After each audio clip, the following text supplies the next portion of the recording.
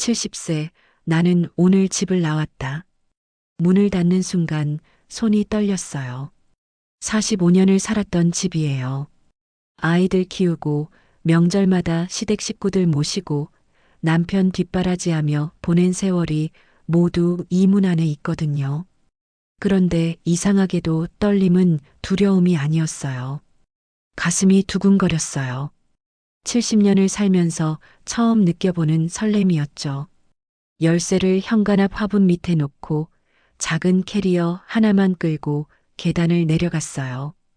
엘리베이터는 일부러 타지 않았어요. 한 계단 한 계단 내려가면서 생각했죠. 이제 끝이구나. 그렇게 저는 집을 나왔습니다. 새해 첫날, 명절이 끝난 다음 날이었어요. 새벽 5시에 일어나 부엌으로 갔어요. 설 준비하느라 사흘 내내 쉬지 않고 일했는데 설거지가 산더미처럼 남아있더라고요. 큰 며느리가 어머님, 제가 할게요 하고는 방으로 들어가 버린 게 엊그제 일인데 결국 제 손으로 해야 했죠. 7시까지 설거지를 끝내고 냉장고에 남은 명절 음식들을 정리했어요. 떡국, 육수, 갈비찜, 잡채, 전. 큰아들네 셋, 작은아들네 셋, 총 6가족 몫씩 나눠 담느라 9시가 됐어요. 그때 남편이 거실로 나왔어요. 밥은? 조금만 기다리세요. 지금 끓이고 있어요. 벌써 9시야. 아침은 8시에 먹는 거 아니야? 45년 결혼 생활 동안 매일 들었던 말이에요. 하루도 빠짐없이요. 아침은 반드시 8시, 점심은 12시 반, 저녁은 6시 반. 1분이라도 늦으면 남편은 식탁을 손가락으로 톡톡 쳤어요. 그 소리가 제일 무서웠죠. 미역국이랑 반찬 데우는 중이에요. 설날에 그렇게 차려놓고 먹더니 오늘은 왜 이 모양이야? 저는 대답하지 않았어요. 대답해봤자 소용없거든요. 10분 뒤 밥상을 차렸어요. 남편은 한 숟가락 뜨더니 얼굴을 찌푸렸어요. 국이 짜. 어제 남은 거 데운 거지?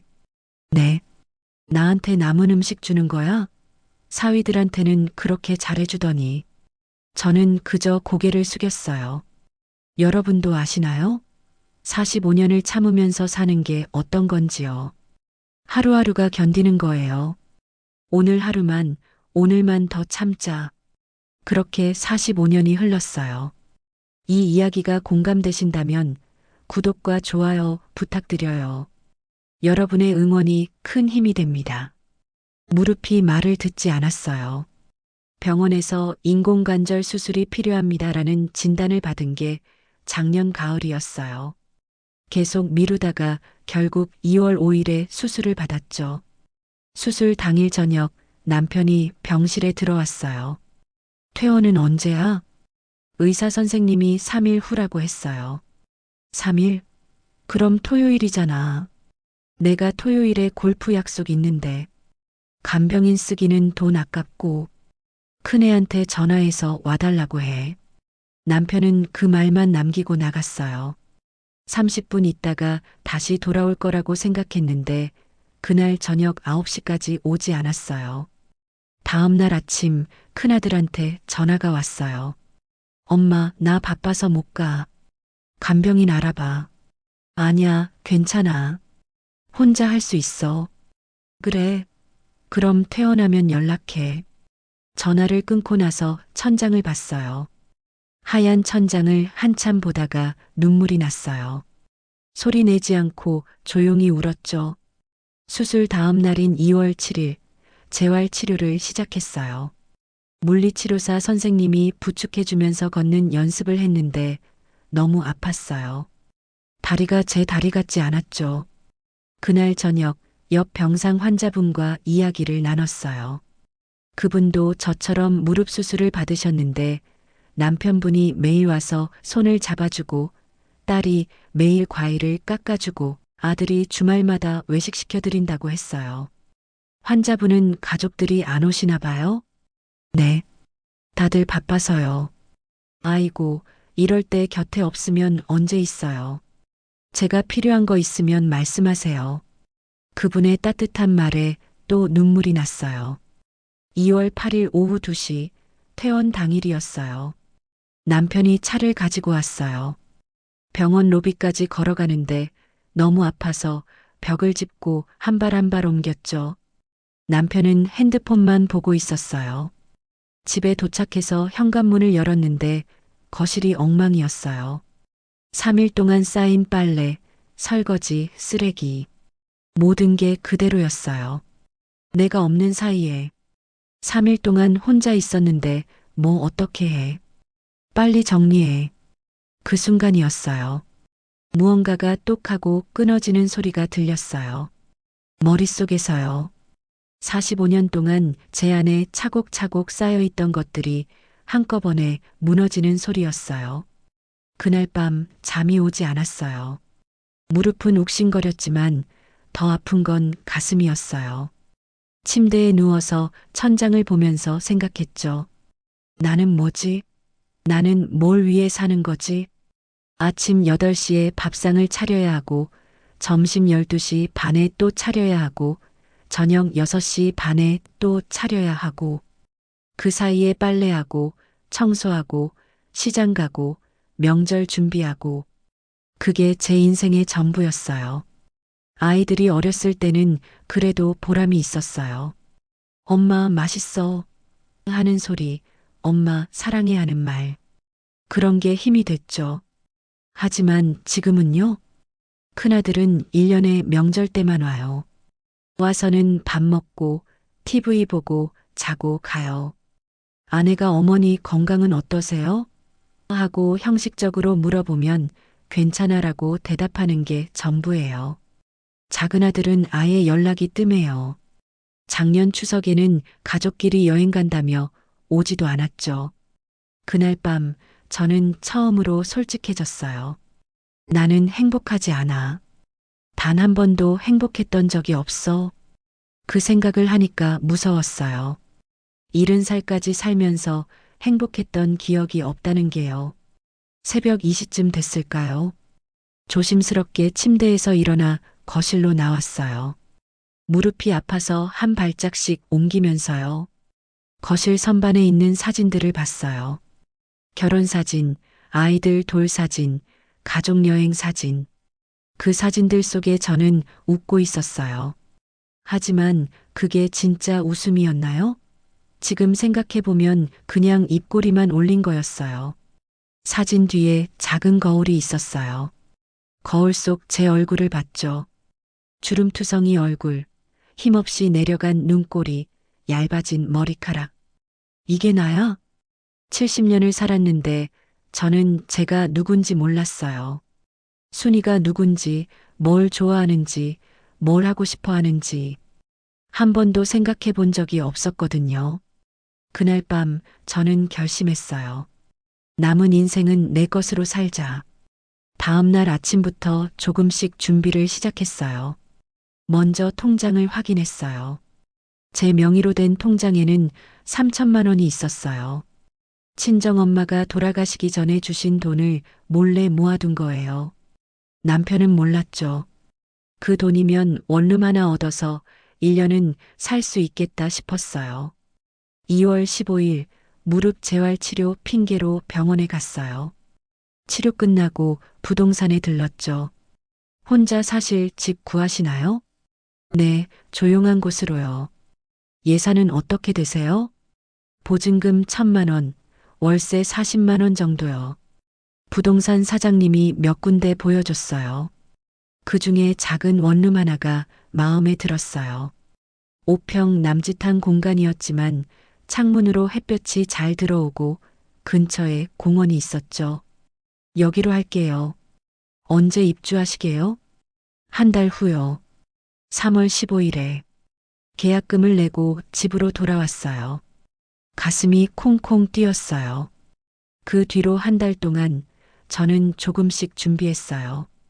필요한 것들만 작은 박스에 담았어요. 옷 몇 벌, 화장품, 책 2권, 사진 1장. 사진은 부모님 사진이었어요. 아이들이나 남편 사진은 가져가지 않았어요. 2월 20일부터는 평소처럼 살았어요. 아침 8시에 밥 차리고, 청소하고, 저녁 준비하고, 남편은 제가 뭔가 준비하고 있다는 걸 전혀 눈치채지 못했어요. 혹시 지금 이 이야기를 들으면서 나도 그랬는데, 라고 생각하시는 분 계신가요? 당신도 충분히 새로운 삶을 선택할 자격이 있어요. 이 영상이 작은 용기가 되길 바라며 구독과 좋아요 부탁드립니다. 3월 1일 큰아들한테 전화했어요. 엄마가 할 말이 있는데 이번 주말에 올 수 있어? 무슨 일인데? 그냥 얼굴 보고 싶어서. 바쁜데. 다음에. 그 말을 듣고 전화를 끊었어요. 더 이상 애쓰지 않기로 했거든요. 3월 10일 남편에게 줄 편지를 썼어요. 남편에게 45년 동안 고생 많으셨어요. 저도 고생 많았습니다. 이제 저는 제 인생을 살려고 합니다. 앞으로는 스스로 밥을 차려 드세요. 아이들한테 연락하고 싶으면 직접 하세요. 저는 더 이상 당신의 엄마가 아닙니다. 순이. 편지를 다 쓰고 나니 속이 시원했어요.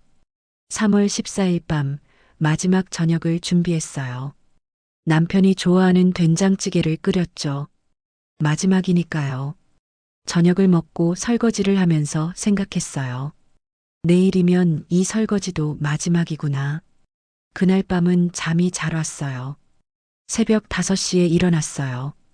평소처럼 부엌으로 가서 물을 끓였어요. 마지막으로 이 부엌에서 일하는 거였죠. 식탁 위에 편지를 놓았어요.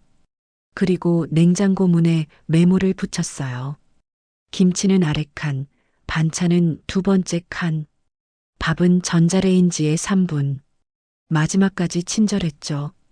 6시에 작은 캐리어를 끌고 방을 나섰어요. 남편은 아직 자고 있었어요.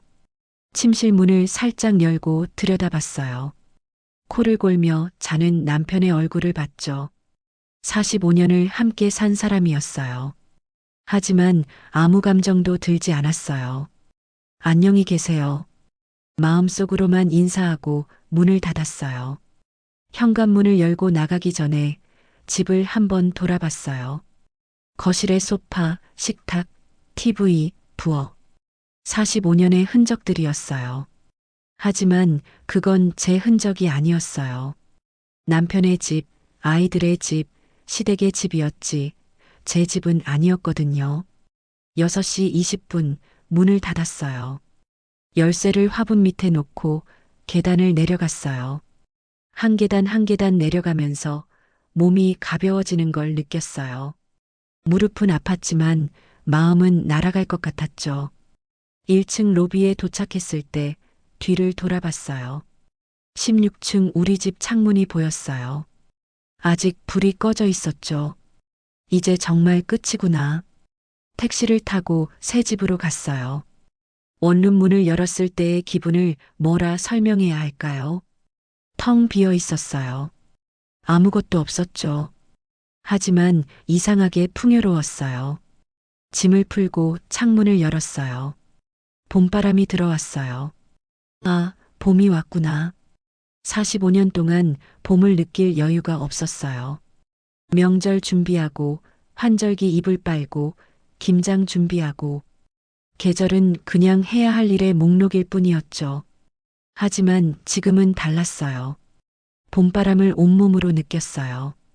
오전 10시쯤 근처 마트에 갔어요. 장을 봤죠. 예전에는 남편이 좋아하는 것, 아이들이 좋아하는 것만 샀어요. 하지만 오늘은 달랐어요. 나는 뭘 좋아하지? 카트를 밀면서 생각했어요. 그러다가 과일 코너에서 딸기를 봤어요. 빨갛게 익은 딸기가 너무 예뻤어요. 먹고 싶다. 70살에 처음으로 제가 먹고 싶은 걸 샀어요. 딸기 한 팩, 우유, 빵, 계란, 샐러드. 집에 돌아와서 딸기를 씻었어요. 하나 입에 넣었는데 이렇게 달고 맛있는 줄 몰랐어요. 그동안 나는 뭘 먹고 산 거지? 점심때가 됐어요. 12시 반이었죠. 예전 같으면 이 시간에 밥상을 차리느라 부산했을 거예요. 하지만 지금은 아무도 기다리는 사람이 없었어요. 그냥 소파에 앉아서 딸기를 먹었어요. TV도 안 켰어요. 그냥 창밖을 봤죠. 행복했어요. 다음 날 오후 남편한테 전화가 왔어요. 받지 않았어요. 10분 뒤에 또 전화가 왔어요. 또 받지 않았죠. 30분 뒤에 큰아들한테 전화가 왔어요. 이번엔 받았어요. 엄마, 어디야? 아빠가 연락이 안 된다고 난리야. 나 집 나왔어. 뭐? 무슨 소리야? 더 이상 거기서 못 살겠더라. 엄마가 지금 무슨 짓을 하는 거야? 당장 집에 들어와. 안 갈 거야. 엄마, 나도 내 인생 살고 싶어. 70살까지 참았으면 됐어. 이기적으로 왜 이래? 아빠는 어떻게 하라고. 내 아빠는 내가 모셔. 나는 이제 아무것도 안 할 거야. 전화를 끊었어요. 손이 떨렸어요. 하지만 후회는 없었어요. 1시간 뒤 작은 아들한테도 전화가 왔어요. 엄마, 형한테 들었어. 진짜야? 응. 힘들었어? 그 말에 눈물이 났어요. 작은 아들은 항상 조용했지만 가끔 이렇게 제 마음을 알아줬거든요. 응, 많이. 엄마가 행복하면 됐어. 나는 엄마 편이야. 전화를 끊고 한참 울었어요. 첫 주는 낯설었어요. 아침에 일어났을 때 시계를 보면 7시, 8시, 심지어 9시까지 잤어요. 45년 만에 처음이었죠. 밥도 아무 때나 먹었어요. 배고프면 먹고 안 고프면 안 먹었어요. 청소도 하고 싶을 때만 했어요. 이상했어요. 이렇게 살아도 되나 싶었죠. 둘째 주부터는 집 근처를 산책했어요. 공원의 벤치에 앉아서 사람들을 구경했어요. 강아지 산책시키는 사람들, 조깅하는 사람들, 아이들. 어느 날은 옆 벤치에 할머니가 앉아 계셨어요. 혼자 사세요? 네, 이사 온 지 얼마 안 됐어요. 나도 혼자 살아. 남편 돌아가신 지 10년 됐지. 외롭지 않으세요? 처음엔 외로웠지. 그런데 지금은 자유로워. 눈치 안 보고 사니까. 그 말이 마음에 와닿았어요. 셋째 주에는 도서관에 갔어요. 책을 빌려서 읽었어요. 소설이었는데 45년 만에 처음 읽는 소설이었죠. 재밌었어요. 책 속 주인공이 여행을 떠나는 이야기였는데 저도 덩달아 여행하는 기분이었어요. 넷째 주에는 요리학원 전단지를 받았어요. 제빵 클래스 수강생 모집. 평소 같으면 버렸을 거예요. 하지만 이상하게 끌렸어요. 전화를 걸었어요. 수강 신청하고 싶은데요. 어르신도 가능하세요. 다음 주 월요일부터 시작해요. 끊고 나서 혼자 웃었어요. 나 진짜 새로운 거 배우는구나. 제빵 수업 첫날이었어요. 교실에 들어갔는데 저보다 젊은 사람들이 많았어요. 조금 위축됐죠. 하지만 선생님이 친절했어요. 어르신, 처음이세요? 천천히 하시면 돼요. 처음 만든 건 식빵이었어요. 반죽을 치대고 발효시키고 굽고 3시간이 걸렸어요. 오븐에서 빵이 나왔을 때 제가 만든 게 믿기지 않았어요. 선생님, 제가 만든 거예요? 네, 정말 잘 만드셨어요. 집에 가서 그 빵을 먹었어요. 맛있었어요. 세상에서 제일 맛있는 빵이었죠. 내가 만들었어. 그게 자랑스러웠어요. 45년 동안 밥을 해왔지만 한 번도 자랑스러웠던 적이 없었거든요. 누군가를 위해서 하는 일은 기쁨이 없었어요. 하지만 내가 하고 싶어서 하는 일은 달랐어요. 5월에는 제빵 수업 친구들과 카페에서 만났어요. 순이 언니, 요즘 표정이 정말 밝아지셨어요. 그래요? 네, 처음 왔을 때랑 완전 달라요. 거울을 봤어요. 정말 달랐어요. 얼굴에 생기가 돌았어요. 작은 아들이 찾아왔어요. 엄마, 잘 지내? 응, 잘 지내. 빵 배운다며? 하나 먹어봐도 돼? 어제 만든 식빵을 꺼내줬어요. 와, 맛있는데? 엄마가 만든 거 맞아? 그럼 내가 만들었지. 작은 아들이 빵을 먹으면서 말했어요. 엄마, 형이 많이 화났어. 알아. 아빠도 처음엔 난리였는데 요즘은 좀 잠잠해졌어. 형수가 일주일에 2번씩 반찬 갖다 드리거든. 그래, 응. 근데 있잖아. 형도 사실은 엄마가 힘들었던 거 알아. 말을 안 해서 그렇지. 괜찮아. 나는 이제 아무도 원망 안 해. 정말이었어요. 남편도 아이들도 시댁도 원망하지 않았어요. 그냥 저는 저대로, 그들은 그들대로 사는 거였죠. 작은 아들이 가면서 말했어요. 엄마, 행복해 보여서 다행이야. 그 말이 제일 기뻤어요. 제빵 수업을 3개월째 다니고 있었어요. 이제는 크루아상도 만들고 케이크도 만들 수 있게 됐죠. 선생님이 제안을 하셨어요. 순희 씨 실력이 많이 늘었는데 우리 카페에서 아르바이트 해볼 생각 없으세요? 제가요? 네, 주 3일 하루 4시간만요. 부담 없게 70살 할머니를 쓰시겠어요? 나이가 뭐가 중요해요. 솜씨가 좋으신데 생각해보지 않았던 일이었어요. 하지만 마음이 끌렸어요. 해볼게요. 일주일 뒤 카페에서 첫 출근을 했어요. 앞치마를 두르고 빵을 만들었어요. 손님들이 제가 만든 빵을 사갔어요. 맛있어요. 이 빵 누가 만드셨어요? 그 말을 들을 때마다 가슴이 벅찼어요. 내가 누군가에게 기쁨을 주고 있구나. 45년 동안 가족을 위해 밥을 했지만 감사하다는 말은 거의 들어본 적이 없었어요. 하지만 지금은 달랐어요. 첫 월급을 받았어요. 40만 원이었어요. 많은 돈은 아니었지만 제 손으로 번 돈이라는 게 자랑스러웠어요. 그 돈으로 꽃을 샀어요. 제 집에 꽃을 놓고 싶었거든요. 가을이 왔어요. 공원 나무들이 노랗게 물들었어요. 벤치에 앉아서 노을을 봤어요. 이렇게 아름다운 세상에서 살고 있었구나. 45년 동안은 몰랐어요. 너무 바쁘게 살았거든요. 하지만 지금은 달랐어요. 하늘을 보고, 나무를 보고, 바람을 느꼈어요. 제빵 수업 친구인 미경 씨와 단풍 구경을 갔어요. 언니, 우리 사진 찍어요. 내가 사진을?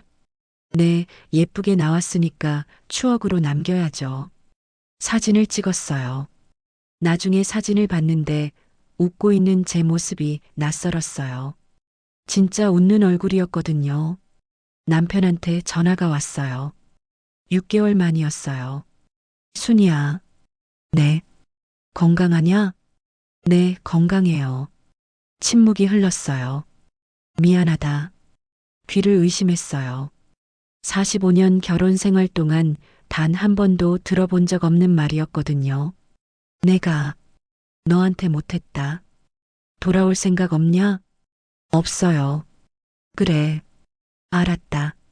전화를 끊고 한참 멍하니 앉아 있었어요. 화가 나지 않았어요. 슬프지도 않았어요. 그냥 담담했어요.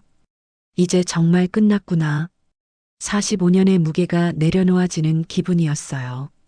크리스마스 이브였어요. 예전 같으면 아이들 집에 가서 손주들에게 용돈 주고 저녁 준비 돕고 설거지하고 왔겠죠. 하지만 올해는 달랐어요. 카페 친구들과 파티를 했어요. 제가 케이크를 만들어 갔어요. 생애 첫 크리스마스 케이크였죠. 순이 언니, 이거 진짜 맛있어요. 진짜? 다행이다. 촛불을 켰어요. 소원 빌어요. 눈을 감았어요. 행복하게 살게 해주세요. 아니, 이미 충분히 행복해요. 감사합니다. 촛불을 불었어요. 그날 밤 집에 돌아와서 창밖을 봤어요. 눈이 내리고 있었어요. 핸드폰을 봤어요. 작은 아들한테 문자가 와 있었어요. 엄마, 메리 크리스마스? 새해에는 더 행복하세요. 미소가 지어졌어요. 집을 나온 지 1년이 됐어요. 창문을 열었어요. 봄바람이 들어왔죠. 1년이 지났구나. 거울을 봤어요. 주름은 그대로였어요. 나이는 못 속이니까요. 하지만 눈빛이 달랐어요. 생기가 있었어요. 오늘도 카페에 출근해요. 빵을 만들 거예요. 점심엔 미경 씨랑 산책할 거예요. 저녁엔 새로 시작한 수채화 수업에 갈 거예요. 평범한 하루예요.